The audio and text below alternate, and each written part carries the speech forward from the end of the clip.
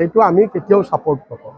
তেওঁ কি কৈছে নকৈছে সেইটো আমি নাজানো, কিন্তু যিটো মিডিয়াত আমি পাইছোঁ তেওঁ যিটো কথা কৈছে সেইটো কেতিয়াও আমি কংগ্ৰেছ দলো আমি গ্ৰহণ নকৰোঁ।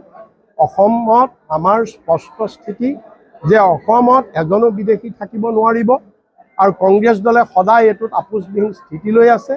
আৰু অসম চুক্তিৰ আধাৰত এইটো কি বুলি কয় ৭১ চনৰ ২৫ মাৰ্চৰ পিছত অহা এজনো বিদেশী অসমত থাকিব নোৱাৰিব, এইটোত আমাৰ স্পষ্ট আপোচবিহীন। কিন্তু এইটো আপোচ বিজেপিহে কৰিছে, আমি নাই।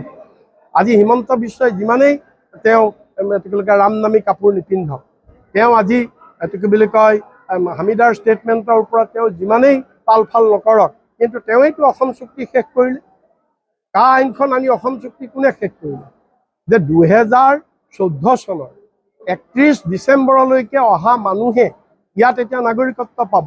অসম চুক্তি কি থাকিল? কোনে কৰিলে এইটো? আজি হিমন্ত বিশ্বই ঘৰিয়ালৰ চকু পানী টুকিলে নহ'ব। অসমীয়া জাতিয়ে অসমৰ ইতিহাসে হিমন্ত বিশ্বক কেতিয়াও ক্ষমা নকৰিব অনাগত দিনত।